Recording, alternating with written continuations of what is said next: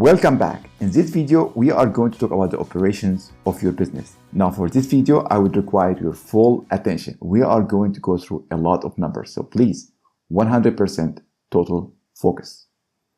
In this video, we are going to go through the cost of starting a business versus the cost of operating a business. So let's first start with a simple coffee truck. What does it take to start a coffee truck? Well, first, you need to buy the truck.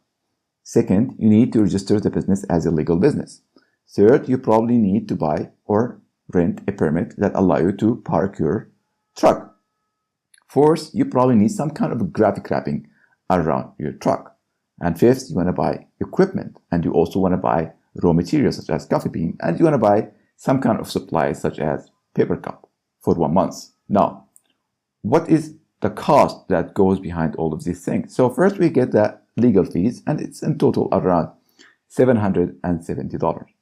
Then you get the truck itself, and then you get the truck and the graphic wrapping, and it's in total $27,500. Then you get the equipment, and you can buy few equipment to start this coffee truck, and then it's in total around $8,850. Now, if you want to buy 1 month's worth of inventory, you need to add all these things together, and then you get around $695. Then you get 1 month of supplies. And if you add all the supplies such as paper cup, coffee sleeve, coffee filters, and so on and so forth, you get around $640 for 1 month of supply. Now, if you add all of these costs together, you will get to a number of $38,455. Now, that's the cost of starting your coffee truck, and you need to be aware of that cost before starting your business. You need to research how much does it cost to start your business. Now let's look at an online store. Let's say that it's a simple e-commerce. So what do we need? Well, first we need a Shopify store. And for Shopify store, you can start with 13 days for free trial, but then you need to pay $29 a month. Then you need to buy a domain name. How much does it cost for a domain name? It's around $14. Then you want to buy, for example, your online store theme, and that theme you can get for free, or you can spend around $180 from Shopify, or you can buy it from different places such as Creative Market, and you look for Shopify theme and you can get it around $90 or $60. You also need to buy some kind of tools that help you to upsell and cross-sell your services or collect your customers' reviews. And these apps at the beginning you can get around 30 days for free, or sometimes it's just for free. You also need your product photography, and if you have your dropshipping store, you can just use AliExpress images, the supplier that they provide you with these images, and you can use them on your website. You don't need to take any kind of photography. However, if you do any kind of print on demand, then you can use a website called Placeit, and you can just upload your design, and they will give you a final product of your design, which is your design printed on the mockup. And I believe that this service costs around $15 a month, and you only need to use it for 1 month. If you have more of a generic product, then you probably can go to Creative Market and you look for that kind of specific product which is already made and already photographed, so you don't have to worry about it. You only need to place your graphic design, and if you don't know how, you just go to Fiverr and you look for edit mockup, and you will find a lot of people that will change it for $10. Now, if you have a special product and you want to take more of professional photography, then you head to Upwork or work with freelancer around your area, and you want to make sure how much they take per project, not per hour. And you want to look at other people's comment. But the most important thing that is very important is you want to check that these people work for e-commerce. They create final product for e-commerce. The photography is clean and well designed for e-commerce website. If you want to register your business, you can look for any online agent and they will register your business in the United States, even if you are foreigners, and you will have an American bank account, which is great to start an online business. If you are going to work with dropshipping, then you probably need to pay for a dropshipping platform, and you are going to pay for around $50 a month, which they will guarantee the quality and the shipping of your product. Now let's look at the estimated startup cost for an e-commerce. Well, you get the legal fees, and then you get the website, which includes your Shopify, your domain name, your theme, your photography, and your tools, plus inventories. We don't know how much inventory because your business might differ from other businesses. And therefore, you get a total cost of $972 plus your inventory. Now let's look at the estimated startup cost for a dropshipping store. And you get the legal fees, and then you get the website, Shopify, domain name, you get the theme, you get the photography, which is, we said in most scenarios, you can take it from your AliExpress, and then you get the tool, which is your dropshipping platform. And in most scenarios, it's going to cost you around $541. Now let's look at the estimated cost for print-on-demand store. And it actually is similar to dropshipping store. But right now you have a little bit of photography because you are going to spend some money on that mockup platform. And you get a total cost of $536.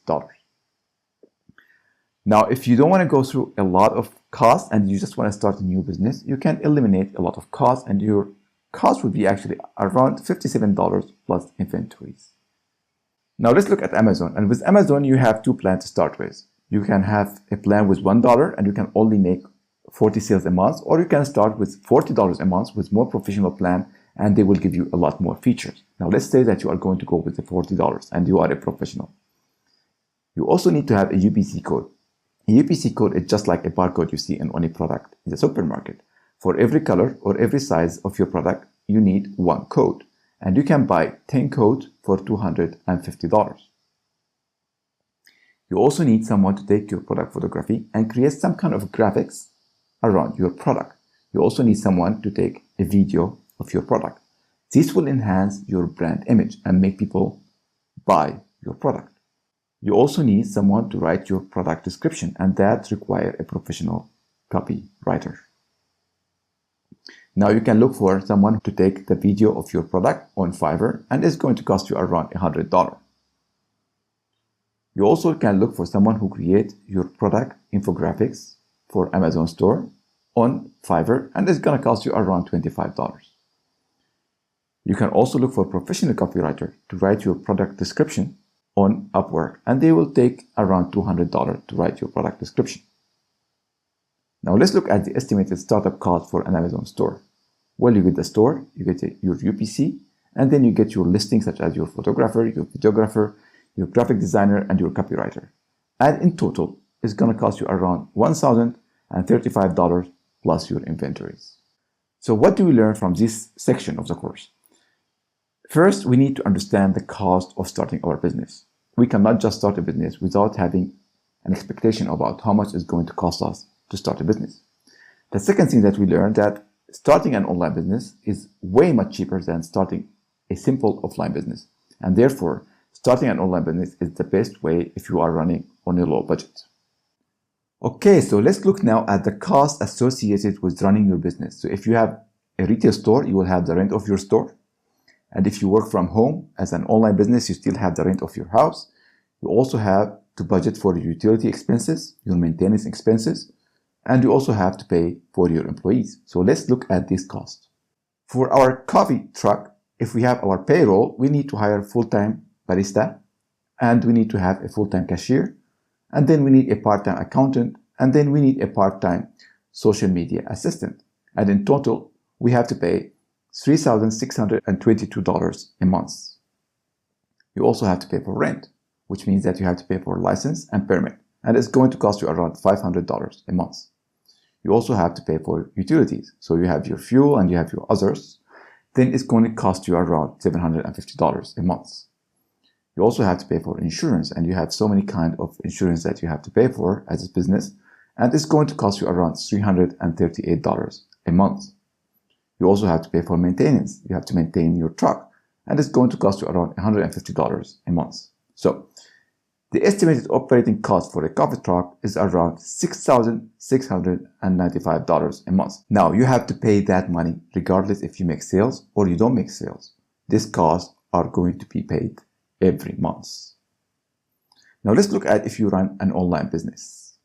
Well, you have your payroll and you are going to pay yourself a salary as an employee, and then you're going to hire a virtual assistant, and then you probably will have a part-time accountant, and it's going to total to $1,950.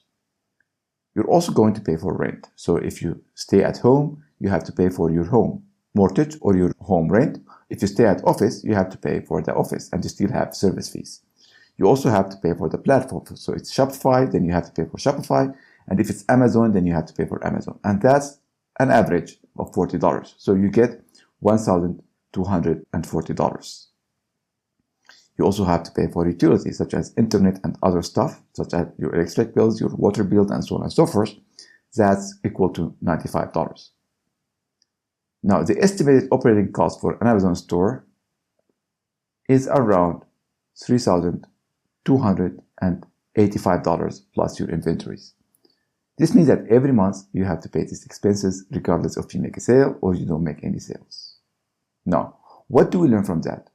We learned that it's not only cheaper to start an online business, but it's also cheaper to run an online business. Okay, so that's critical for you to understand.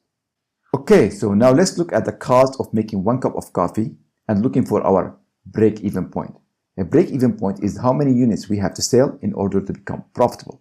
And for this exercise, I went to Amazon and I looked at different products that required in order to create this cup of coffee.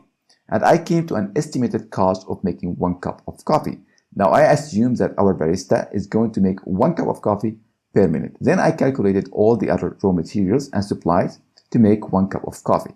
And I came to an estimated cost of $0.815 per 1 cup of coffee. That includes direct labor plus raw materials and supplies. Now if I get that number and I multiply it by 3, I will get to my retail price. Now once I get my retail price, I will find my profit margin, and my profit margin will equal to $1.6 per unit. Now if I divide my overhead expenses by the number of units, I will get the overhead expenses per unit, which is $0.4. Now if I add the direct cost of making the product to the overhead expenses per unit, I will get the total cost per unit, which is $1.2. Now, if I take the retail price and then I minus that from $1.2, which is the total cost per unit, I will get $1.3 per unit as profit. Now, you can see that at this point, if I work at full capacity, I'm pretty profitable per unit. However, in most scenarios, the business doesn't work like that. Therefore, I have now to estimate what if I don't sell at full capacity. So, what if I sell at 66%? Will I still become profitable? Well, the profit per unit is $0.9.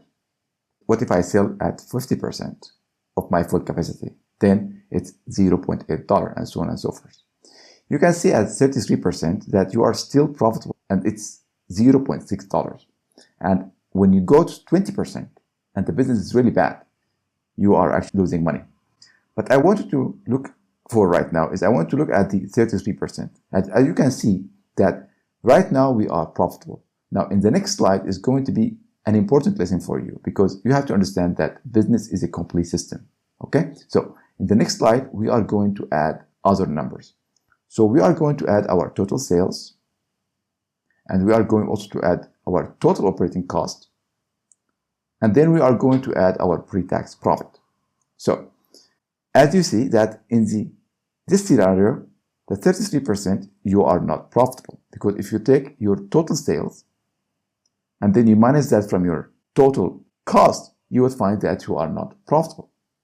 Therefore, when you look at your business and you look at your numbers, you need to look at your numbers in a complete system and not only your profit margins or only the direct cost of making a product and your retail price. That's not enough. You need to look at the total sales and you need to look at the total expenses.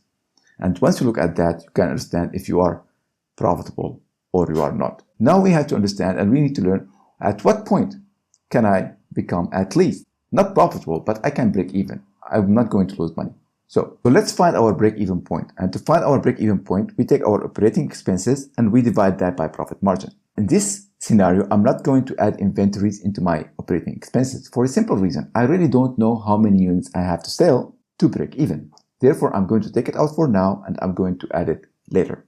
So if we take that number and we divide it by our profit margin, we will get to 3,152 cups per month. But wait a second. If you look at our tables, we are not profitable at 3,270 cups. So what's happening? There is a mistake. There is something wrong. And you must know what is wrong, right? You should know. Let's find out. If we take that number, 5,360, and we divide that by $1.6, we get to 3,152 cups, and we already know that.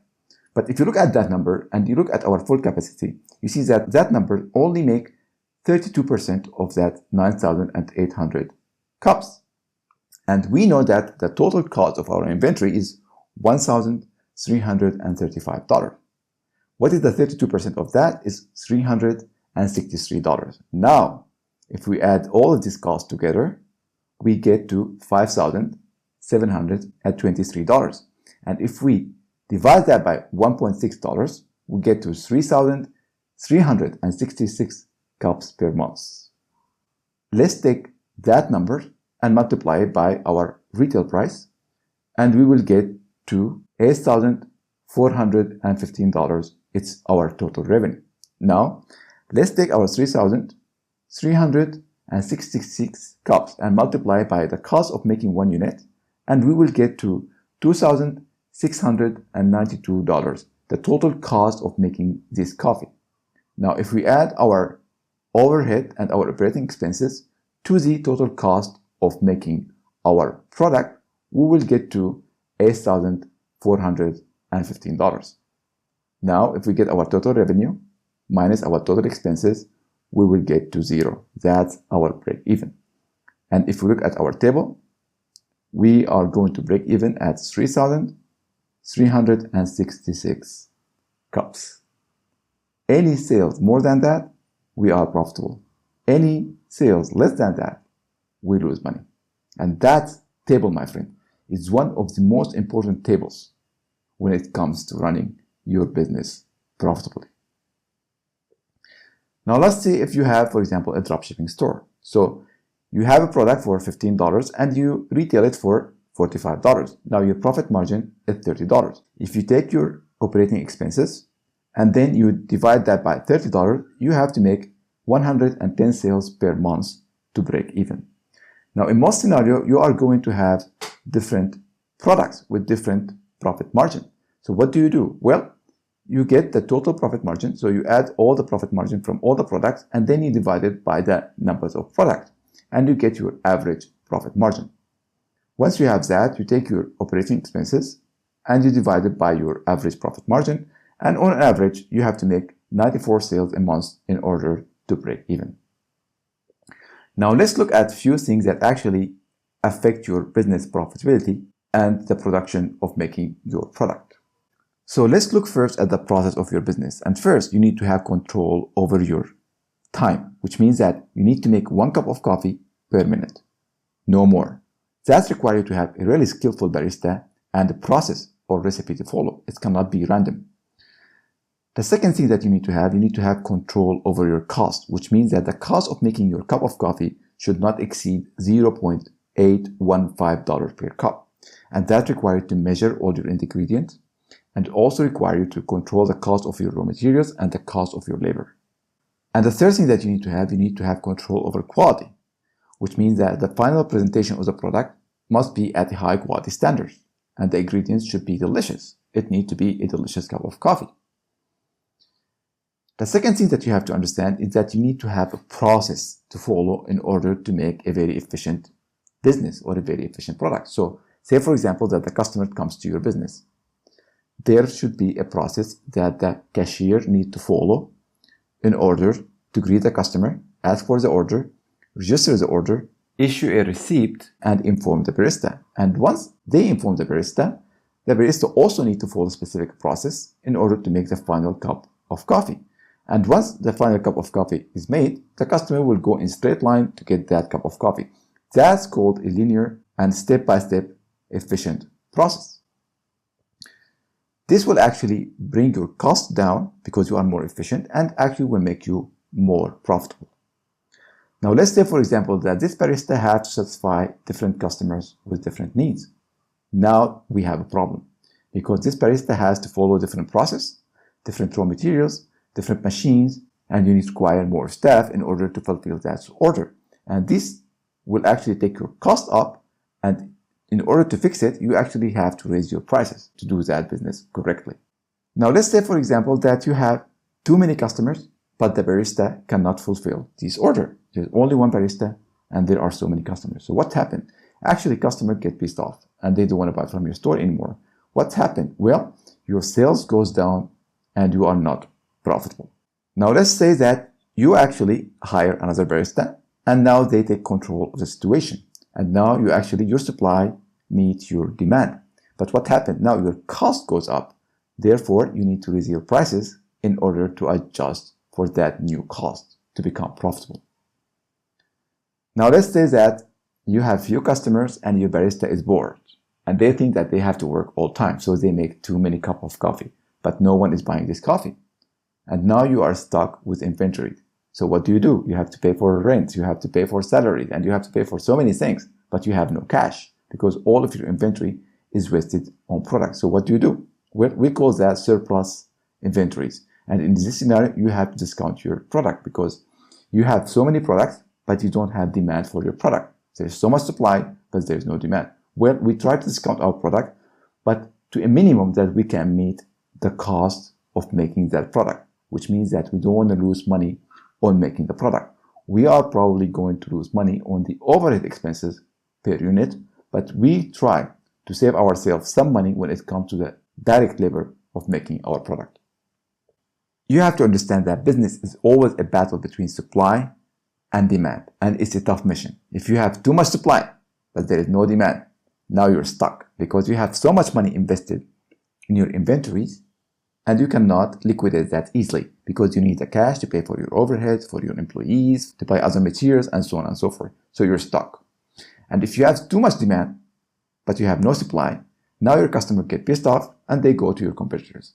Therefore, this is one of the toughest missions for small business entrepreneurs. You have to be very efficient with your labor costs. You have to be very efficient with your material costs. And you have to be extremely efficient when it comes to managing your inventories. And in some scenario, you need to hire some people to do that work for you.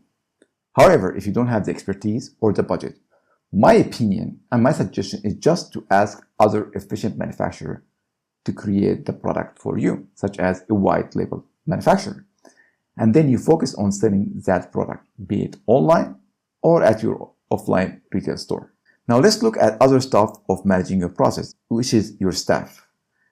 I see a lot of starting entrepreneurs or students, they have the wrong process when it comes to hiring people. So they hire inefficient staff. Well, this kind of staff will actually waste your time because they will do a lot of mistakes. And remember, time is money because you have overhead expenses running. And it doesn't matter if you make sale or you don't, you still have to pay for that overhead. And if the employee make mistake, you are wasting money. The second thing is waste of materials. Because they make a lot of mistake, they will waste a lot of materials. And if you add both of these together, you are actually wasting money. The second thing that I see a lot is that they hire the incorrect staff to do the wrong kind of business, which is a waste of money. For every kind of mission or job, you have a specific kind of employee you should hire in order to create that specific job. So say, for example, that you want to make a ring. So you don't want to hire a professional to do a labor work, which can be done easily by an assistant. The first one requires $80 an hour. The second requires $30 an hour. Well, the first one would be so happy to do that work because it's easy work, but you still have to pay them for the $80 an hour. Or say, for example, that you hire a professional website designer to create your graphic design for your website, but you actually also hire them to do your graphics for your Instagram feed. Well, that's a waste of money because you can find an assistant to do that kind of work at a much cheaper price. The third mistake that I see is that you overpay your staff. And I see a lot of entrepreneurs with good heart and they want to pay their employee more, which is great. But you have also to understand that you are competing in a marketplace and the marketplace needs to meet a specific production cost and it needs to sell its product at a specific retail price. And you cannot exceed these costs. Therefore, you always have to search for the market price for that specific labor price. And you have to meet that specific price. And you have to pay for that price because that's the market price. Now, if later you want to give your employee bonus, that's a different story. But when it comes to making your product, you must meet a specific production cost. You also need to be careful about your store. Say, for example, that you have a retail store. You need to maximize the area of your store for sales. So you see many coffee shops that they stack all places with chairs because they want to use the maximum square per meter for sales. So let's say, for example, I have a store that I just want to make it like gallery. Some stuff there, but it's not optimized for sale. What happened? Well, I have overhead expenses. And now I'm losing money because I'm not optimizing my store space for sales. That doesn't mean that your store needs to be maximized, but you need to consider that. When it comes to the overhead and rent expenses of your store, try to think about a few things before renting your store. Ask yourself, why do I need to rent this store? If I want to have a coffee shop, well, I need the location of this coffee shop to be a nice location.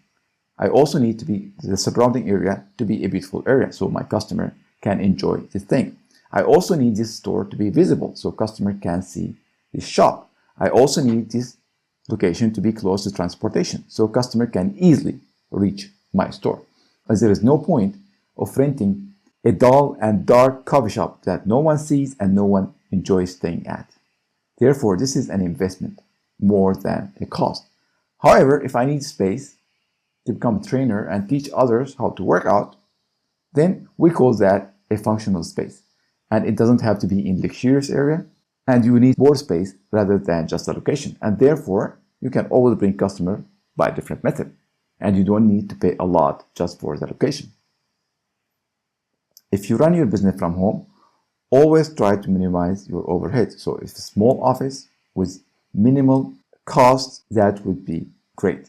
You really don't need that fancy office with that fancy equipment and so on and so forth. At the beginning of your business, remember, always minimize your overhead because what kills a small business is the overheads, okay? Especially when you don't have a lot of sales. All right, so that's going to be for this video. I feel dizzy and I think you feel dizzy. It was a lot of numbers. You can always go back and watch the video over and over and over again. This is, guys, one of the most important videos that you will learn in business, okay? I will see you in the next video. Take some rest. Bye-bye.